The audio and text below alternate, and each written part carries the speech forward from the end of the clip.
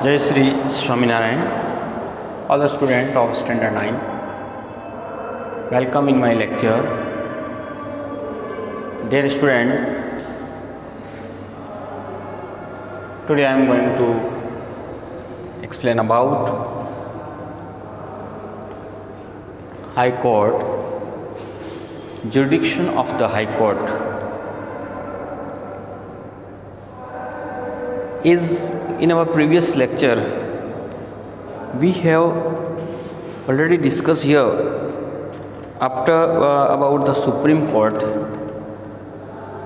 qualifications for and jurisdiction of Supreme Court, then High Court also about how to format qualification of the judge of the High Court. As we everyone know, the like Supreme Court, High Court has the judge and who is appointed by the governor after the consultation of judge.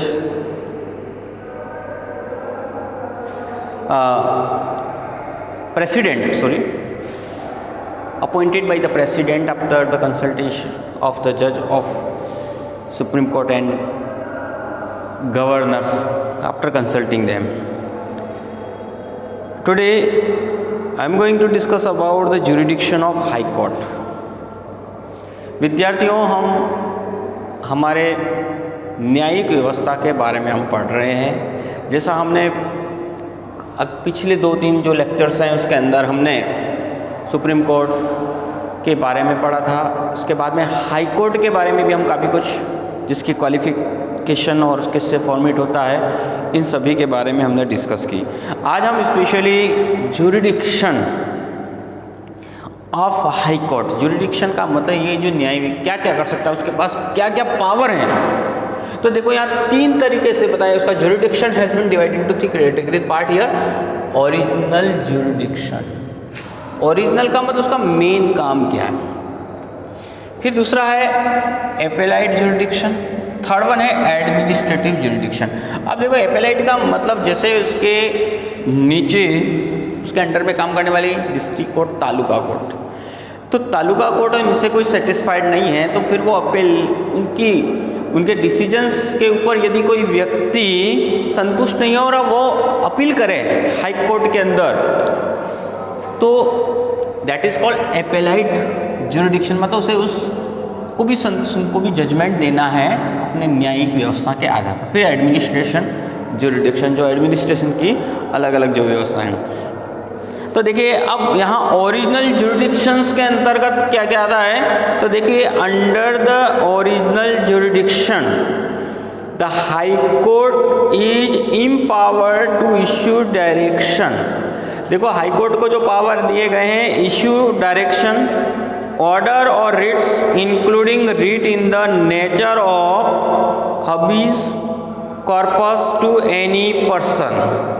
यदि कोई व्यक्ति writ करता है, दायर करता है, तो authority of government in case of violation of fundamental rights, मान लो गवर्नमेंट के द्वारा या किसी और व्यक्ति के द्वारा यदि किसी व्यक्ति के राइट्स का वायलेशन हुआ है और वो अपील करता है तो उसे सुनने का पूरा अधिकार है हाई कोर्ट को। The authority and any government in case of violation, in case of violation याद रखना, of the fundamental rights of citizen. यदि फंडामेंटल राइट्स का हनन हुआ है, ऐसी परिस्थिति में उसका ये अपना अधिकार है हाई कोर्ट का केस को हर्ड करने का। The high court has authority to case related to companies. इसके अतिरिक्त देखो हाई कोर्ट को जो अथॉरिटी है उसमें केसेस रिलेटेड टू कंपनी से रिलेटेड केसेस हों, मैरिज शादी के लिए, डिवोर्स के लिए, और एलमोनी,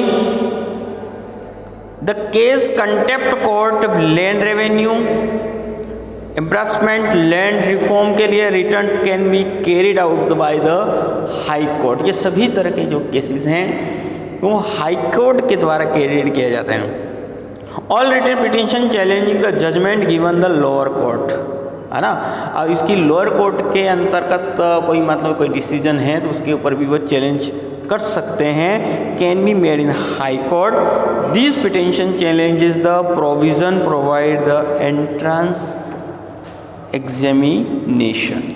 अब आता है यहाँ पहली बात जो आई उसका जो रियल पावर क्या है, इम पावर क्या है। मैंने मतलब फर्स्ट जो ओरिजिनल जुरिडिक्शन के अंदर जो पढ़ा कि जो किस तरह के केस को वो सीधे रूप में लड़ सकता है, मतलब उसकी सुनवाई कर सकता है, उनके ऊपर डिसीजन दे। क्या ऑथोरिटी क्या है, मतलब हाई कोर्ट की जो ऑथोरिटी के बारे में हमने डिस्कस की, ओरिजिनल जो उसका जो वर्क है। तो वापस से एक बार ध्यान देना कि जो empowers issues direction and order writ including, इसके अंदर जो इंक्लूडिंग है जिस पर्सन्स के द्वारा उसमें उसके अगर कोई राइट्स वायलेट हुए, है ना, फिर इसके अतिरिक्त किसी कंपनी से रिलेटेड हो, मैरिज और डिवोर्स से संबंधित हो, तो ये सभी इसका ओरिजिनल जुरिडिक्शंस के अंतर्गत आते हैं। इसके बाद में एपेलाइट का मतलब मैंने आपको पहले बताया कि अपील मतलब जैसे उसकी ऊपर की, है ना, जैसे मान लो आपका केस क्लास टीचर तक नहीं आया तो you can go to the principal और फिर ट्रस्टी, मतलब जैसे एक अपेक्षित, है ना, तो बात है। तो यहाँ अगर लोअर कोर्ट का डिसीजन से संतुष्ट नहीं हो तो वो अपील कर सकता है कोई भी व्यक्ति इन हाई कोर्ट। तो देखो under the appellate jurisdiction of high court the court hears the petition against the civil and criminal case. तो पहली बात ध्यान रखना कि अंडर दिस एपेलेट के अंतर्गत हाई कोर्ट सुनवाई कर सकता है अगेंस्ट सिविल और क्रिमिनल केसेस के ऊपर any petition challenging the judgement of the lower court. यदि कोई पिटीशन जो है अगर वो उसके लोअर कोर्ट के द्वारा दिए हुए जजमेंट के ऊपर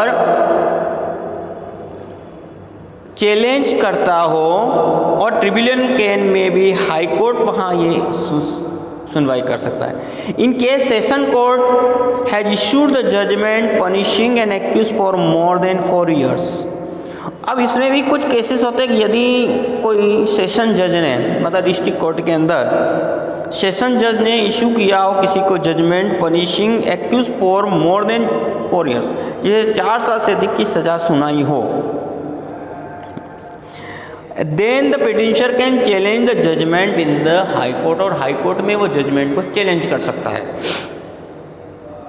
if any accused is given a capital punishment, या उसे यदि कैपिटल पनिशमेंट दिया गया by session court in the case of murder, murder के केस के अंतर्गत, for which is the less severe punishment is issued by the lower court. यदि कोई सीवियर इशू या कोर्ट के द्वारा दिया हुआ डिसीजन है, then such condition the judgement can be challenge, और ऐसी परिस्थिति के अंदर उसके जजमेंट को हाई कोर्ट के अंदर चैलेंज किया जा सकता है और इसकी अथॉरिटी बनती है कि वो उसकी सुनवाई करें।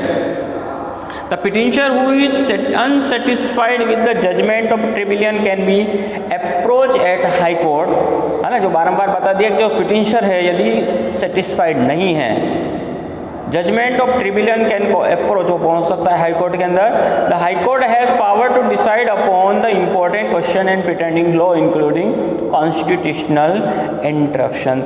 हाई कोर्ट उस पावर को डिसाइड कर सकता है, इंपॉर्टेंट क्वेश्चन है अगर वो pertaining to the law including constitution से संदर्भ में है।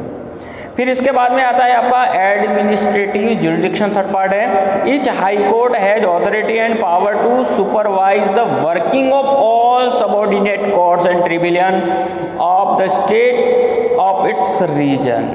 अब देखो ये तीसरा जो यहाँ है पावर है वो किस तरह का पावर है, एडमिनिस्ट्रेटिव जुरिडिक्शन।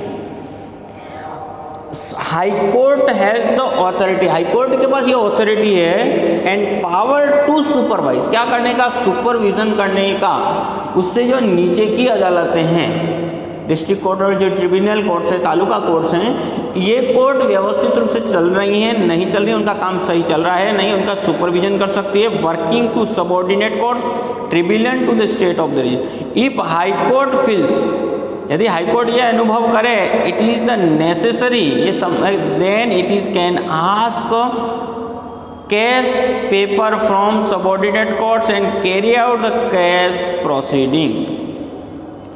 अगर हाई कोर्ट फील्स करता है कि it is the necessary, then it can ask the case paper, case पेपरों के बारे में पूछ सकता है सबऑर्डिनेट कोर्ट्स को, carry the case proceeding. The court can frame general law, इसके अतिरिक्त वो जनरल लॉ भी बना सकता है, control the procedure and functioning of the court, court के फंक्शनिंग के लिए, है ना। And under this power the high court can decide criteria of tribunal from various type of fee, अलग अलग तरह की फीस को भी वो निर्धारित कर सकता है। All this provision should be accord the harmony with the constitution, ये सब एक मधुरता बना रहे, कोऑर्डिनेशन बना करके ही कर सकता है। The high court can guide the director सब कोऑर्डिनेट, इसके अतिरिक्त कोई भी डायरेक्शंस दे सकता है ना। हाई कोर्ट कैन गाइड दे सकता है या डायरेक्शन दे सकता है टू सबऑर्डिनेट कोर्ट्स को इन matter of maintaining record the entire. High court occupies the place of the court of records, इसके अतिरिक्त इस कोर्ट को हम रिकॉर्ड्स, है ना, जैसा मैंने आपको पहले बताया था कि सुप्रीम कोर्ट के पास सभी रिकॉर्ड्स होते हैं, जो उसके जितने भी, क्योंकि कोई अगर इन केस की अवमानना करे तो आज कोर्ट के पास उसका डिसीजन होना जरूरी है, उसने किस तरह का केस था, उसने क्या डिसीजन दिया। तो the high court occupies the place of the court records, the high court publishes its judgement decision in the organised form, अपने डिसीजन को वो ऑर्गेनाइज फॉर्म में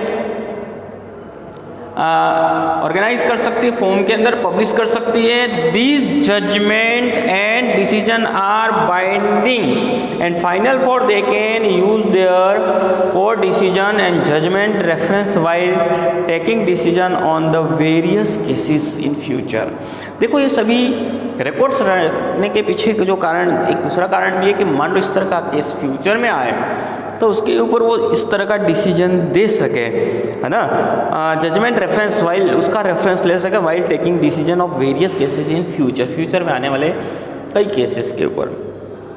the lawyer use this publish judgment, lawyer इसका use कर सकते हैं इस publish judgment का decision as citation pleading their case, अपनी उस केस के लिए।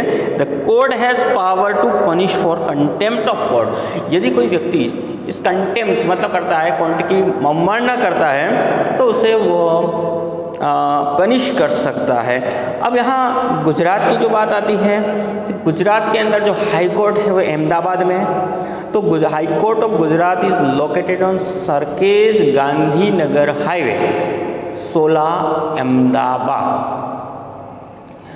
अब आता है इसके बाद में हाई कोर्ट से, जैसे हम पढ़ते हुए आ रहे हैं सुप्रीम कोर्ट, सुप्रीम कोर्ट से नीचे की जो कोर्ट है हाई कोर्ट, और हाई कोर्ट के मार्गदर्शन पर चलने वाली उसके लोअर कोर्ट हैं डिस्ट्रिक्ट कोर्ट और taluka court. Now we are going to discuss about this following subordinates court, है ना। वैसे तो ये इनको हम कह सकते हैं कि helpful for the high court की हेल्पफुल के लिए होते हैं। तो देखो under the guidance and supervision of the high कोर्टों के सुपरविजन में any state are district any state there are district and taluka courts, district court, taluka court, fast track court, POTA courts, tribunal and certain special courts होते हैं जो high court के अंदर supervision में work करती हैं।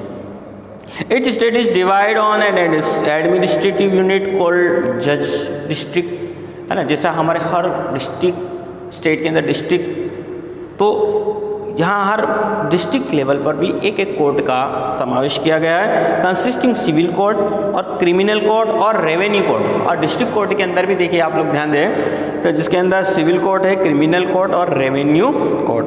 अब सबसे पहले हम लोग अब डिस्ट्रिक्ट कोर्ट की बात करें तो appointment and promotion of any individual post of district जज is done by governor of the respective state, in consultation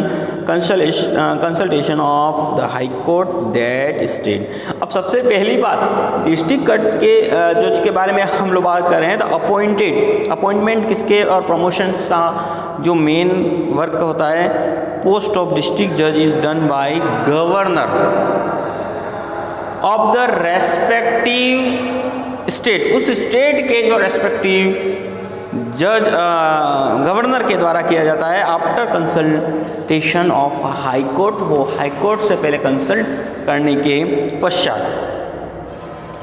अब जो क्वालिफिकेशन है, पहले तो a person being appointed district court should be the citizen of India. सबसे पहली बात तो आती है कि वो भारत का नागरिक होना चाहिए। देखो तीनों कोर्ट के अंदर हमने सबसे पहली क्वालिफिकेशन रखी है हमारे, और वो है कि should be a Indian citizen, वो एक भारतीय नागरिक होना चाहिए। इसके अंदर है should proceed a practice as an advocate for the list 7 year. 7 साल तक उसने प्रैक्टिस की हो एडवोकेट के रूप में। An officer in the judiciary of either state of the central government to be eligible be appointed as the judge of the district court. An officer, इसके अतिरिक्त ऑफिसर इन जुडिशरी के अंदर either the state और central government का हो, to eligible, वो भी eligible होता है, अपॉइंटेड एज द जज of the district court. All the other जज and other than the district जज are appointed by the governor और the high court in the consultation with the state public commission in accordance with the rules of frame by constitution.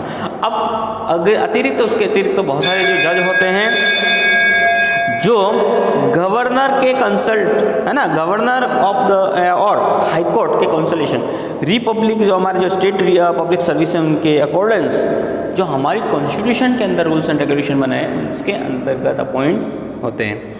The जज who handle. अब देखिए यहाँ याद रखना कि जो जज, देखो कई बार एक ही व्यक्ति होता है लेकिन अलग अलग समय में अलग अलग केस का सुनवाई करता है। तो अब जैसे व्हेन जज हैंडल सिविल केसेस, जब सिविल केस को हैंडल करता है तो वो डिस्ट्रिक्ट जज कहलाता है। और वही व्हेन द जज हैंडल्स क्रिमिनल केस तो उसे हम सेशन जज कहते हैं। तो वारा से ध्यान रखना, द जज who handle the civil suits है ना, who handles the civil suits called the district जज, एंड जज who handles the criminal case is called session जज। तो अब दोनों के तरह के जज में याद रखने का, सिविल जज सेशन जज कब कहा जाता है और डिस्ट्रिक्ट जज कब कहा जाता है। A district court hears the petition. District court क्या हियरिंग करता है, challenging the judgement of the lower court under it. उसके अंदर अंतर्गत मतलब एपेलाइट, जिसको हमने पहले अपील शब्द किया कि उसकी जो लोअर कोर्ट के जजमेंट से यदि वो खुश नहीं हो तो वो डिस्ट्रिक्ट कोर्ट की सुनवाई, मतलब इसके मतलब तालुका कोर्ट और अदर जो ट्रिब्यूनल कोर्ट्स हैं उनके जजमेंट से यदि कोई व्यक्ति असंतुष्ट नहीं तो वो मतलब डिस्ट्रिक्ट कोर्ट में अपनी अपील कर सकता है। और ये दिस इज द पावर, उसके पास पावर है डिस्ट्रिक्ट कोर्ट का। All the civil suits ₹1 lakh और one by the government against the government are carried in the district civil court के अंदर लाए जा सकते हैं। द जज of the district court has power to run the cases. इसके अतिरिक्त देखो डिस्ट्रिक्ट कोर्ट के जज को पावर होता है cases of marriage, divorce, alimony, reforms cases, paternal custody के रूप में। इसके बाद में criminal courts included session court, first class judicial magistrate, second class judicial magistrate होता है। फिर इसके बाद में mamlatdar, executive magistrate court. These courts have a power to give the punishment of imprisonment ranging from 3 to 10 years पर penalty up to 5,000 और more. This courts have the power, इस court का जो पावर है वो है गिव पनिशमेंट, इम्प्रिजनमेंट, जेल के लिए सजा दे सकता है 3 से 10 साल तक की। पेनल्टी जिसके अंदर दी जाती है वो 5,000 या मोर। इन केस है मर्डर, यदि मर्डर का केस है the court can give capital punishment, court उसे कैपिटल पनिशमेंट दे सकती है, लाइफ टाइम इम्प्रिजनमेंट, जीवन भर के लिए इम्प्रिजनमेंट, जेल की सज़ा दे सकती है, लाइफ सेंटेंस है ना, जीवन भर तक के लिए। Apart from this district court there are court of family court, इसके अतिरिक्त फैमिली कोर्ट होती है। Pertaining to the land revenue, revenue court जिसको बोलते हैं हम लोग, रेवेन्यू से रिलेटेड कोई प्रॉब्लम हो, dispute of the labours there is a labour court, इसके अतिरिक्त लेबरों की डिस्प्यूट के लिए लेबर कोर्ट होती है। Other tribunal as per example tribunal for compensating vehicle accident, इसके अतिरिक्त व्हीकल एक्सीडेंट के लिए, for protection of the service right to teachers profession, उनके अधिकारों के लिए। Gujarat educational organisation service tribunal courts भी बना रखी है गुजरात के अंदर। ट्रिब्यूनल फॉर रिकवरिंग डेप्ट, डेप्ट को रिकवर करने के लिए। Protection of consumer rights, consumer protection forum, इसके अतिरिक्त तो बहुत सारी जो कोर्ट हैं। This tribunal function like a court and help cases where the pretension recover their loss and receive the compensation. देखो यहाँ किसी तरह प्रिटेंशन को कंपेंसेशन प्रोवाइड करने के लिए ये छोटी मोटी बहुत सारी कोर्ट्स यहाँ लगा रखी है। In district there is a fast track court, district के अंदर फास्ट ट्रैक कोर्ट होती है with the objective to run case faster, case को फास्ट चलाने के लिए। For hearing cases of POTA and POTA courts in Gujarat, all the courts gather importance by the centralised administration. ये सभी कोर्ट बहुत ही important है, डिसेंट्रलाइज किया जिससे वर्क में डिस्ट्रीब्यूट हो, वर्क एंड फंक्शन इंडिपेंडेंटली, ये जो लोग हैं वो फंक्शन इंडिपेंडेंटली कर सकें। Freely and lawfully people have started taking all the benefits have been become aware. तो इस तरह से आपको आज हमने डिस्ट्रिक्ट कोर्ट के बारे में बताया, दो तरह के जज, सेशन जज और डिस्ट्रिक्ट जज किन परिस्थितियों में होते हैं। ट्रिब्यूनल है ना, इससे जो डिस्ट्रिक्ट कोर्ट है निश्चित रूप से उसके जो अंडर आने वाली जो उससे नीचे की लोअर कोर्ट है उनके जजमेंट की अपील अगर कोई करता है उसके अगेंस्ट में तो उसकी सुनवाई करता है। इसके अतिरिक्त तो बहुत से कोर्ट उसमें रेवेन्यू कोर्ट भी है, मैरिज वगैरह के बारे में अगर डिवोर्स की बात आती है, प्रॉपर्टीज़ की बात आती है तो उस पर सबकी सुनवाई कर सकता है। तो इस तरीके से आज हमने हाई कोर्ट और डिस्ट्रिक्ट जज कोर्ट के बारे में, सबऑर्डिनेट कोर्ट्स के बारे में पढ़ा। नेक्स्ट में हम लोग जो है वो लोक अदालत के बारे में और इसके अतिरिक्त इंडिपेंडेंस जुडिशरी के बारे में हम डिस्कस करेंगे। आज का जो आपका होमवर्क है ज्यूरिडिक्शन ऑफ हाई कोर्ट के बारे में और सबऑर्डिनेट कोर्ट्स के बारे में नोट्स लिखेंगे। जय श्री स्वामीनारायण।